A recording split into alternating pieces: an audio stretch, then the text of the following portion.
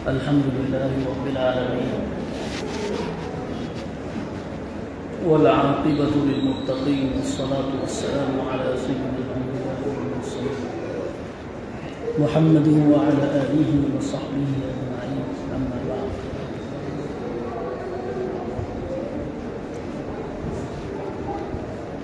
ومن أحسن قولا ممن دعا إلى الله وعمل صالحا وقال إنني من المسلمين ولا تستوي الحسنة ولا السيئة صدق الله العظيم. محترم بزرگوں، دوستوں اور بھائیوں،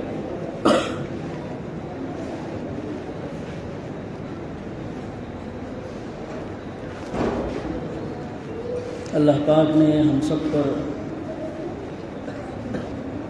بڑا فضل فرمایا ہے کہ اللہ نے ہم سب کو ایمان کی دولت سے نوازا ہے، مومن بنایا، مسلمان بنایا اور کلمے والے لوگوں میں شامل فرمایا۔ ہم سبوں نے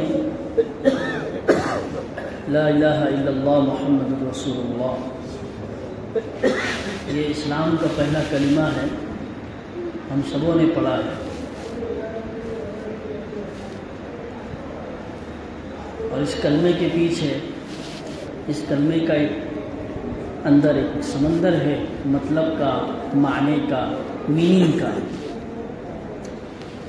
اور یہ کلمہ ہم سے بہت کچھ چاہتا ہے۔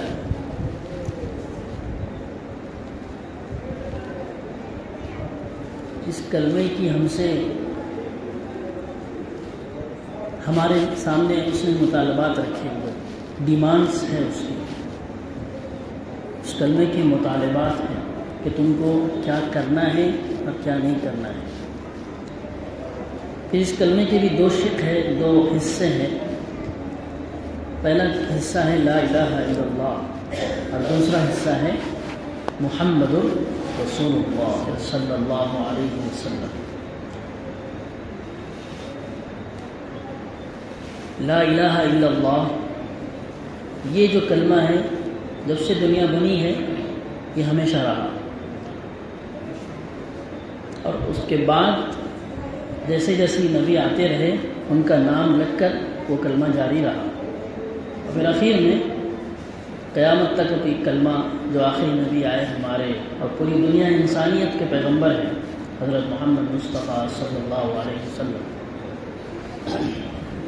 تو یہ دوسرا اس کا حصہ ہے۔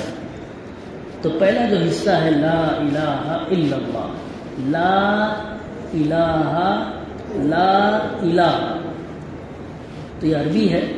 لا کا مطلب ہوتا نہیں، اور الہ کا مطلب ہوتا معبود۔ معبود کا مطلب ہوتا ہے جس کی عبادت کی جاتی ہے۔ معبود یہ بھی عربی لفظ ہے، جس کی عبادت کی جاتی ہے، لا الہ۔ اور عربی کے قاعدے اور گرامر کے حساب سے یہ لا میں اتنی طاقت ہے، اتنا پاورفل ہے یہ لا، لام الف لا، کہ اس نے ہر چیز کی نفی کر دی ہے، ہر چیز کا انکار کر دیا ہے۔ دکھنے میں لام الف زبر لا ہے، لیکن وہ یہ بولتا ہے کہ کوئی نہیں، کوئی نہیں، کوئی نہیں کے اندر قیامت تک بھی اس کا کوئی مقابلہ نہیں کر سکتا۔ یہ ہے لا کا پاور، لا کی طاقت۔ پھر آگے کیا کوئی نہیں ہے؟ تو آگے وہ کہتا ہے الہ، کوئی معبود، کوئی عبادت کے لائق، کوئی ایسی ذات جس کے سامنے سر جھکایا جائے، کوئی ایسی ذات جس کے سامنے اپنی ضرورت لکھی جائے، کوئی ایسی ذات جس سے اپنی منت پوری کی جائے، کوئی ایسی ذات جس سے اپنے مقصد پورے ہو، کوئی بھی نہیں، کوئی نہیں الا اللہ۔ اب الا یہ کہتا ہے سوائے اللہ کے۔ تو یہاں پر یہ بات ہم کو سمجھ میں آ گئی کہ دنیا میں چاہے کسی بھی علاقے کا ہو، کسی بھی جگہ کا ہو، کیسے ہی دور میں ہو، وہ زمانہ ایسا تھا جب کلمہ یعنی جب اسلام شروع ہوا تھا مکے میں، اور پھر پہلے کے زمانوں کے مقابلے میں تو ترقی نہیں تھی، ٹیکنالوجی نہیں تھی، اور لوگ چاند پر نہیں پہنچے تھے، لوگوں نے اوپر کی دنیا کا سفر نہیں کیا تھا. تو اس زمانے کے لوگوں کو تو سمجھ میں آتا ہے، لیکن یہ کلمہ کہتا ہے کہ تم چاند پر بھی پہنچ جاؤ پھر بھی وہ اس کلمے کی پاور کو نہیں پہنچ سکتے، یعنی اس جملے کی پاور کو نہیں پہنچ سکتے. ان کو بھی ایک ہی معبود کے سامنے، اللہ کے سامنے سر جھکانا ہوگا. تو میرے بھائیوں، اب ہم اپنی زندگی میں کیا کر رہے ہیں اس کلمے کو لے کے؟ اصل تو چیز یہ ہے کہ ہم کتنا اس کلمے کے مطلب کو سمجھے ہیں اور کتنا ہم نے اپنی زندگی میں اس کو شامل کیا ہے. کہیں ایسا تو نہیں ہے کہ صرف ہم نے کلمہ پڑھا ہے، عمل کچھ بھی نہیں. کیا مطلب یہی ہے کہ کسی سے کچھ نہیں ہوتا سوائے اللہ کے.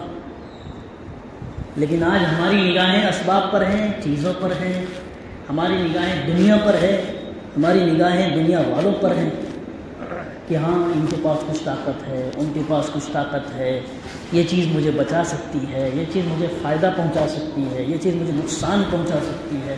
یہ یقین ہے ہمارا، ہم اس یقین کی ہماری یہ حد ہے اتنی نچلے درجے کی. جبکہ قرآن کہتا ہے ان یمسسک اللہ بضر فلا کاشف له الا هو، اگر تم کو کوئی نقصان پہنچائے یعنی تکلیف پہنچے اللہ کی طرف سے تو اس کو کوئی ہٹا نہیں سکتا جب تک کہ اللہ نہ چاہے. وَإِن يُرِدْكَ بِخَيْرٍ فَلَا رَادَّ لِفَضْلِهِ، اور اگر تم کو اللہ خیر دینا چاہے تو اس کو کوئی ہٹا نہیں سکتا. اللہ نے تمہارے مقدر میں خیر لکھی ہو تو پوری دنیا بھی اگر اس خیر کو آپ کو وہ چاہے کہ آپ وہ خیر تم تک نہ پہنچے، یہ نہیں ہو سکتا. تو یہ یقین کی اعلیٰ معیار ہے. کیا ہم اس یقین تک پہنچے؟ ہمارے یقین تو اتنے کمزور، اتنا ایمان ہمارا پھسپھسا ہے کہ ذرا سی تکلیف پہنچے، ذرا سا فائدہ ہو جائے تو ہم اس کے ہو جاتے ہیں نعوذ باللہ. ہم اس کو سب کچھ سمجھ بیٹھتے ہیں نعوذ باللہ. 10 بار اللہ کی پناہ. اللہ کو سب پسند ہے، شرک پسند نہیں، اور یہ بھی ایک طرح کا شرک ہے. کسی سے فائدہ ہو جائے اور اس کو سمجھ لے کہ اس نے کیا ہے تو اللہ کا شرک ہے. مطلب یہ ہے کہ فائدہ دینے والا وہ ہے ہماری نظر میں، وہی ہو گیا نا. اللہ کو سب پسند ہے، شرک پسند نہیں. ان اللہ لا یغفر ان یشرک بہ، کل قیامت میں اللہ سب معاف کرے گا، شرک معاف نہیں فرمائے گا. ہم کو پسند نہیں ہے شرک. شرک کا مطلب کیا؟ ایک کام میں 2 لوگوں کو تقسیم کر دینا. مثال کے طور پہ تھوڑی تلخ مثال ہے لیکن جلدی سمجھ میں آتی ہے. کسی کی بیوی ہے اور اس کی بیوی کے ساتھ کوئی اجنبی اگر بات کرتا ہے یا اس سے غلط تعلق قائم کرتا ہے تو کسی کو پسند آئے گا؟ کوئی پسند کرتا ہے؟ وہ دونوں کو مار دے گا، ہے کہ نہیں؟ تو ادھر توجہ دے، ادھر توجہ دے. وہ دونوں کو مار دے گا. تو جب انسان شرک کو پسند نہیں کر سکتا تو وہ اللہ جو ہمیں ماں کی گود سے، جب سے ماں کی گود میں تھے اب تک کہ اللہ کھلا رہا ہے پلا رہا ہے، وہ کیسے برداشت کرے گا؟ اتنی نعمتیں میں تم کو کھلاتا ہوں، میں تم کو پلاتا ہوں، ساری نعمتیں میری کھاتے ہو اور تم کسی کے اور کسی اور کے کھاتے ہو. تو یہ یقین ہم کو بنانا پڑے گا. کوئی فائدہ دینے والا نہیں، کوئی نقصان دینے والا نہیں، کوئی روزی دینے والا نہیں، کوئی کسی کو کچھ نہیں کر سکتا. سب کچھ کر سکتا ہے تو وہ اللہ کر سکتا ہے. تو باتیں بہت ہیں، چیزیں بہت سننے میں آتی ہیں، لیکن ہم اپنی زندگی کو کب بدلیں گے؟ کب ہمارے اندر تبدیلی آئے گی؟ کب ہمارے اندر سے وہ سب خناس، وہ سب وسوسے، وہ سب دنیا کی باتیں کب نکلیں گی؟ کب ہم صحابہ کے مقام پر پہنچیں گے؟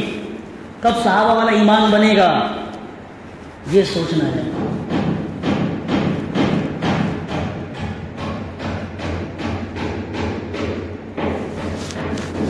تو یہ ہے لا الہ الا اللہ کا مطلب، کہ ہم کو خلاصہ یہی ہے کہ ہم کو اپنا ایمان مضبوط کرنا ہے کہ نہیں، میرے اوپر صرف میرے اللہ کی حکومت ہے، میری زندگی کا مالک صرف اللہ ہے، کوئی انسان نہیں، چاہے وہ کتنا ہی پاورفل ہو، چاہے کتنا ہی طاقتور ہو، چاہے کہیں کا رہنے والا ہو، چاہے کسی مشن سے اس کا تعلق ہو، کسی بڑی چیز سے اس کا تعلق ہو، وہ میری زندگی کا مالک نہیں ہے۔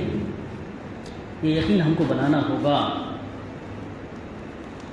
اب ظاہر ہے وہ نقصان، نفع نقصان کیسے ہوگا، وہ ہمارے اعمال پر ہے۔ کس پر ہے؟ اعمال پر ہے۔ اعمالکم اموالکم، اللہ فرماتا ہے، حدیث میں نبی نے فرمایا، جیسے ہمارے اعمال ویسے اللہ کے فیصلے۔ بھائی اگر اچھے اعمال ہوں گے تو اللہ کی طرف سے خیر کے فیصلے ہوں گے، برے اعمال ہوں گے اللہ کی طرف سے پھر سزا ملے گی، اللہ کی طرف سے پھر آزمائش کا سامنا کرنا پڑے گا۔ تو آزمائش اور خیر یہ سب اللہ کی طرف سے ہیں، میرے اپنے اعمال کی وجہ سے ہیں، نہ کہ کسی انسان کا، کسی فرد کا اس میں دخل ہے۔ بات سمجھ میں آئی کہ نہیں آئی؟ پھر اللہ پاک نے ہم کو اکیلا نہیں چھوڑا، لا الہ الا اللہ کے بعد محمد الرسول اللہ بھی دے دیا کہ تم بھٹکو گے، ہم کو معلوم تھا، ہم تم کو ایسے ہی چھوڑ دیتے تو تم بھٹکتے ادھر سے ادھر۔ ارے کدھر جانا، کس کو؟ اللہ کو ماننا ہے تو کیسے ماننا ہے؟ اللہ کا تعارف کون کرائے گا؟ اللہ کی باتیں کون سکھائے گا؟ تو اللہ نے پہلے ہی سے، پہلے دن سے اللہ نے جو انسان بھی پیدا کیا سب سے پہلا، وہ نبی پیدا کیا ہے، وہ عام انسان نہیں تھا، آدم علیہ السلام کی شکل میں، تاکہ وہ انسانیت کی رہبری کرے، لوگوں کی رہبری کر سکے، وہ اللہ کا صحیح معنی میں تعارف کرائے کہ بھائی دیکھو جس نے تم کو پیدا کیا ہے وہ بہت بڑا پروردگار ہے، وہ اس کا تعارف کرائے۔ تو ظاہر ہے دھیرے دھیرے پھر دنیا چلی ہے، اور آخر میں پھر ہمارے نبی پر آ کر نبیوں کا سلسلہ ختم ہوا، اور پھر ہمارے نبی نے ہم پر جو احسان کیا ہے، جو احسان کیا ہے وہ کوئی اس کو تصور نہیں کر سکتا ہے۔ نبی خود فرماتے، میں نے دین کے خاطر اتنی تکلیفیں اٹھائی جتنی کسی نے نہیں اٹھائی۔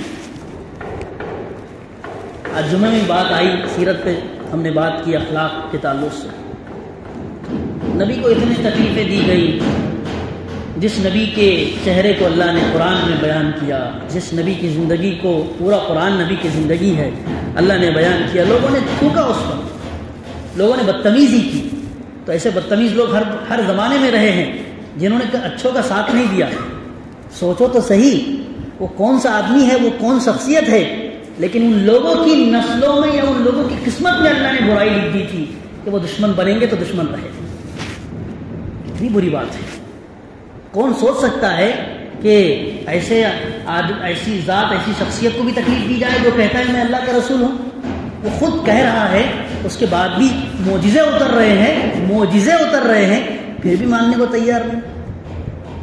تو ایسے لوگ، کیونکہ دیکھو ہر زمانے میں حق بھی رہے گا، باطل بھی رہے گا، اچھے بھی رہیں گے اور بد بھی رہیں گے۔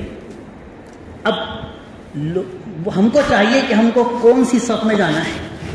ہم کو اچھے لوگوں کی صف میں جانا ہے، اور اچھے لوگوں کا تذکرہ اللہ نے ہمیشہ رکھا ہے، قیامت تک اللہ ان کے تذکرہ کو باقی رکھتا ہے، کیونکہ فرمایا اللہ کے نبی نے جو اچھا ہوتا ہے سب سے پہلے اللہ محبت فرماتے ہیں، پھر فرشتے محبت فرماتے ہیں، پھر فرشتوں کے ذریعے اعلان ہوتا ہے کہ اللہ فلاں بندے سے محبت کرتا ہے، تم بھی اس سے محبت کرو، فَيُوضَعُ لَهُ الْقَبُولُ فِي الْأَرْضِ، پھر اللہ پاک اس کی محبت پوری دنیا میں پھیلا دیتے ہیں، اور پھر پوری انسانیت اسے ایک شخص سے محبت کرتی ہے۔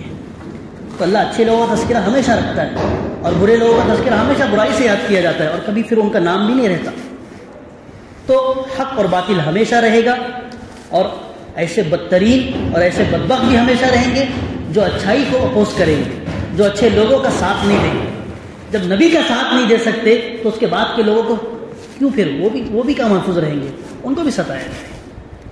تو ہماری ذمہ داری ہے کہ اللہ نے ہم کو اتنا خوبصورت نبی دیا، اتنا پیارا نبی دیا، جس نے ہم کو صبح اٹھنے سے لے کر شام سونے تک، سب سے آخری بار، یعنی سب سے کم لفظوں میں صبح اٹھنے سے لے کر شام سونے تک سارے طریقے بتا دیے کہ تم کو کیا کیا کرنا ہے۔ اور اللہ نے فرمایا لَقَدْ كَانَ لَكُمْ فِي رَسُولِ اللَّهِ أُسْوَةٌ حَسَنَةٌ، کہ تمہارے لیے نبی کی ذات میں سب سے بہترین نمونہ ہے۔ تم کو زندگی گزارنا ہے تو تم کسی اور کے پیچھے مت بھاگو، دنیا والوں کے پیچھے مت بھاگو۔ آج کیا حال ہے؟ آج تو دنیا اور دنیا کی چمک اور دنیا والے وہی آگے ہیں اور دین والے پیچھے ہیں، اور لوگ بھی دنیا والوں کے پیچھے بھاگ رہے ہیں۔ جس کے پاس پیسہ ہے، جس کے پاس یعنی کچھ دنیا ہے، تو لوگ اسی کو سب سے بڑا سمجھ رہے ہیں۔ تو یہ ہماری بیوقوفی ہے۔ نقصان ان کا نہیں ہوگا جو یعنی نقصان انہی کا ہوگا جو پیچھے بھاگیں گے اور جو اپنے کو بڑا سمجھیں۔ نبی صلی اللہ علیہ وسلم کی زندگی اگر ہم صحیح معنی میں کلمے کے مقصد کو جاننا چاہتے ہیں یا کلمے کے مقصد پر عمل کرنا چاہتے ہیں تو اللہ کا تعارف سب سے بہترین انداز میں نبی نے کرایا ہے، اور اللہ کو جاننے کے لیے، اللہ تک پہنچنے کے لیے ہمیں نبی کے طریقے پر عمل کرنا ہوگا۔ جب نبی کے طریقے پر عمل کریں گے تو پھر ضرور بھی ضرور اللہ تک پہنچیں گے۔ صحابہ نے نبی کے طریقے پر عمل کیا تو پھر اللہ نے ادھر سے اوپر سے پروانہ دیا، رضی اللہ عنہم۔ کیا بولے اللہ نے؟ اللہ نے خود فرمایا کہ میں ان سے راضی ہو گیا۔